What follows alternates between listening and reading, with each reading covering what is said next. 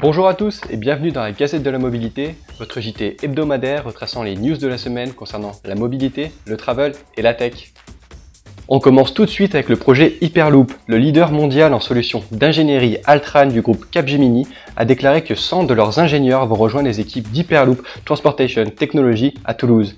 Le tout afin d'accélérer la commercialisation d'un système passager Hyperloop.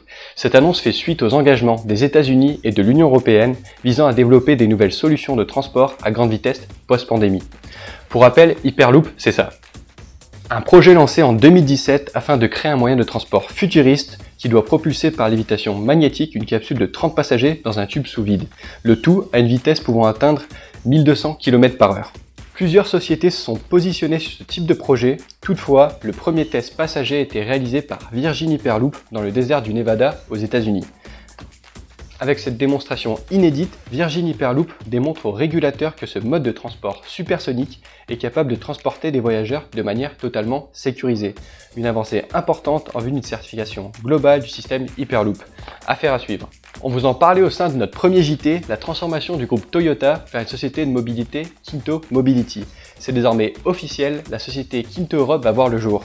L'objectif de l'entreprise, gérer une gamme de produits et services dans l'ensemble du continent européen, avec une transition croissante de la propriété du véhicule individuel vers une utilisation à la demande.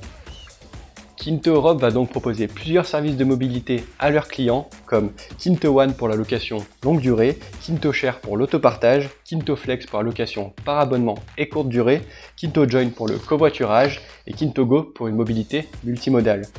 Kinto Europe sera basé à Cologne en Allemagne et déployé à partir d'avril 2021. On s'envole jusqu'au pays du soleil levant où le premier bus autonome a été lancé sur la voie publique le 26 novembre dernier par l'entreprise Boldly.inc, un opérateur de véhicules autonomes filiale de SoftBank. Ce bus peut accueillir jusqu'à 9 passagers et rouler à 20 km/h et fait le trajet aller-retour d'environ 5 km autour du centre-ville de Sakai dans la préfecture d'Ibaraki. A noter tout de même qu'un membre de l'équipe est toujours présent sur le siège conducteur car le code de la route japonais interdit aux véhicules sans conducteur de circuler sur la voie publique. Ambition de Yuki Saiji, directeur général de Boldly, je cite « Nous aimerions étendre nos services dans tout le pays pour offrir une mobilité plus utile ». Cela nous emmène sur notre question de la semaine. Et vous, feriez-vous confiance à ce type de transport pour vos trajets quotidiens? Si oui, mettez un bus en commentaire, sinon expliquez-nous pourquoi. On termine avec notre rubrique hebdomadaire, la startup de la semaine. Bonjour à tous. Cette semaine, on vous présente Weekender, le premier comparateur 100% dédié au week-end. Sur leur plateforme, il vous suffit simplement de renseigner le nom d'une ville et une période à laquelle vous souhaitez partir, comme par exemple Barcelone dans les 3 prochains mois. Par la suite, Weekender vous proposera des billets d'avion et de train aux prix les plus attractifs, ainsi que les hôtels avec les prix les plus intéressants pour vous. Weekender vous permet ainsi de réserver votre transport et votre logement sur une interface super intuitive et le tout gratuitement. En effet, la startup se place en tant qu'apporteur d'affaires et perçoit une commission sur chaque réservation. En résumé, Weekender vous permet d'économiser du temps car il s'occupe du travail de recherche sur les différents comparateurs, le tout en analysant des millions d'offres afin de créer des packages les plus adaptés selon plusieurs variables comme la météo, la destination, les événements, et le tout avec un super rapport qualité-prix. Même en panne d'inspiration, Weekender vous propose des idées pratiques et uniques. Concrètement, avec Weekender, vous bookez un week-end sur mesure en quelques clics. On vous met bien entendu les liens de leur site web en description.